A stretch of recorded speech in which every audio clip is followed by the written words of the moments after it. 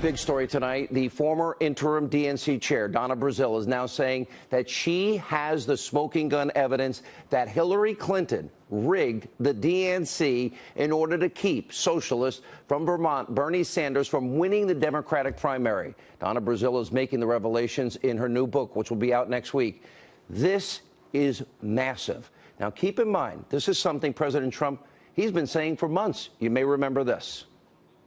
The DNC, Democratic National Committee, rigged the Democratic election, the primary process, to take it away from Bernie and give it to Hillary Clinton. The DNC vice chair was caught feeding information about Bernie Sanders' plans to the Clinton campaign. You're not supposed to do that. Well, President Trump was right again. Donna Brazile, in her upcoming book, she describes how she was tasked with investigating the Democratic National Committee after hacked emails suggested, yes, the Clinton campaign was colluding with the DNC. It's even worse than that. Now, one excerpt from the book, Brazile slams her predecessor, Debbie Wasserman Schultz, writing, quote, Debbie was not a good manager. She hadn't been very interested in controlling the party that she let Clinton headquarters in Brooklyn do as it so desired. She didn't have to inform the party officers how bad the situation was. How much control Brooklyn had and for how long was still something I had been trying to uncover for the last few weeks. By September the 7th, the day I called Bernie, I had found my proof and it broke my heart. Wow, that's powerful. And this shows just how low the Clintons will go to get what they want. Even Senator Elizabeth Warren is now admitting that the DNC primary process was, in fact, rigged. Watch this. This is a real problem. But what we've got to do as Democrats now is we've got to hold this party accountable. This is a test for Tom Perez. And either he's going to succeed by bringing Bernie Sanders and Bernie Sanders representatives into this process, and they're going to say it's fair, it works, we all believe it, or he's going to fail. And I very much hope he succeeds. I hope for Democrats everywhere. I hope for Bernie and for all of Bernie's supporters that he's going to succeed. Very quickly, Senator, do you agree with the notion that it was rigged? Yes. Rigged and stolen election primary. Earlier today, Wasserman Schultz gave a statement to the Fox News channel that completely avoided the topic at hand. It reads this in part: with Donald Trump in the White House, Democrats must stay focused on enacting a progressive agenda to protect our citizens, our values, and our democracy, and remain united towards our goal of electing Democratic congressional majorities in 2018. Okay, that's not a denial of anything, but it's a clear example of just what Senator Bernie Sanders was up against in the 2016 Democratic primary. I had said it many times. Now, just moments ago, the president, Donald Trump, he tweeted, Donna Brazile just stated the DNC rigged the system to illegally steal the primary from Bernie Sanders. Bought and paid for by crooked Hillary. This is real collusion and dishonesty, major violation of campaign finance laws and money laundering. Where is our Justice Department? Great questions. Now, this Clinton crime family, because that's what they really are, and their political machine, was willing to put all ethics aside, do nothing, anything, everything they could do to mow down the one man, anybody that stood in their way. Now, stop and think about this for a minute. Could you just imagine if today it was revealed President Trump, if he was accused and there's evidence that he rigged the RNC in the primary in his favor to help him and steal an election? Could you imagine the outrage from the alt-left, mainstream media? There would be calls for investigations into this all day. But today, because this is a bad story for Democrats, your media, which is so corrupt, they're barely covering it. This is a breathtaking moment. Hillary Clinton, she's the former Secretary of State, former First Lady of our country, the former senator, former First Lady of Arkansas, rigged and stole a primary election. Just look at Clinton right there at the Democratic National Convention. She stole those moments. Think about that for a minute.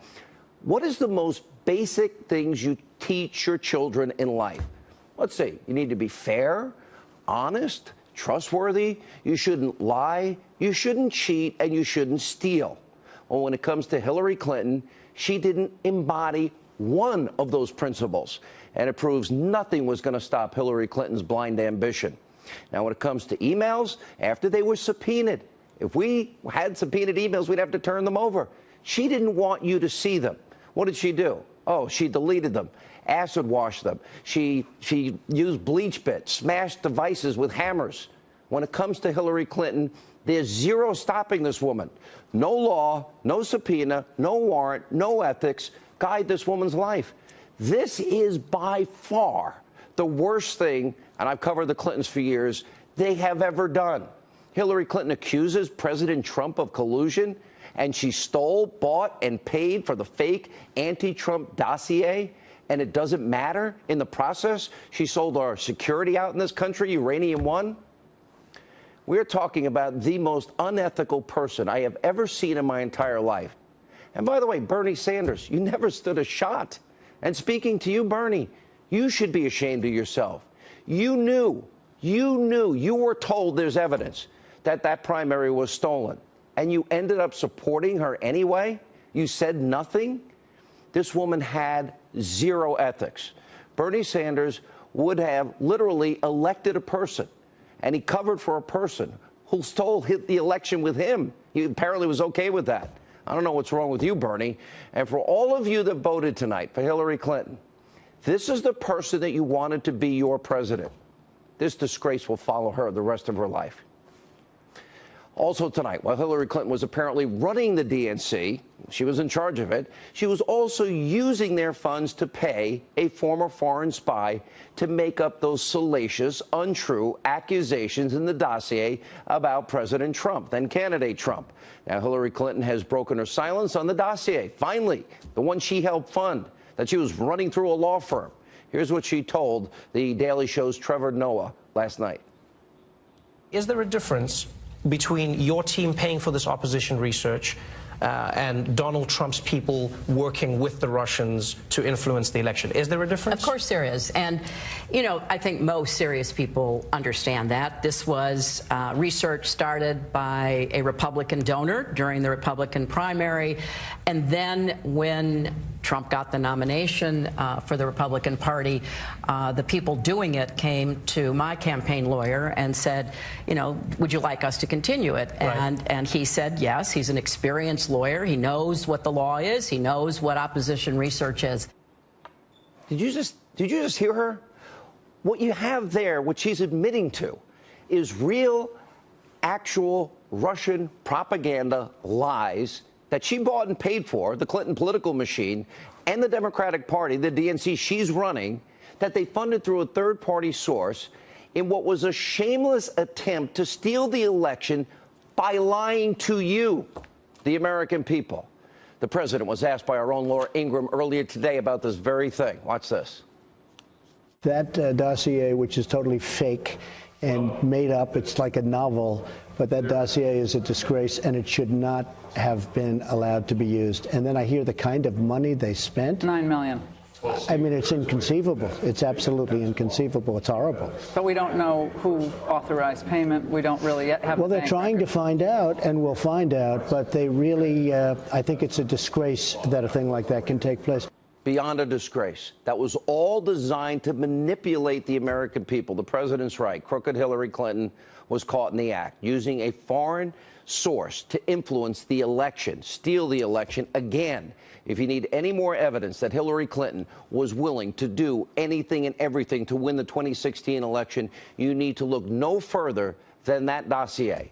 Now, remember, that was full of lies, propaganda, salacious details. She lost miserably in the election, and now America is really, truly getting to know the dark, ruthless side of Hillary Clinton.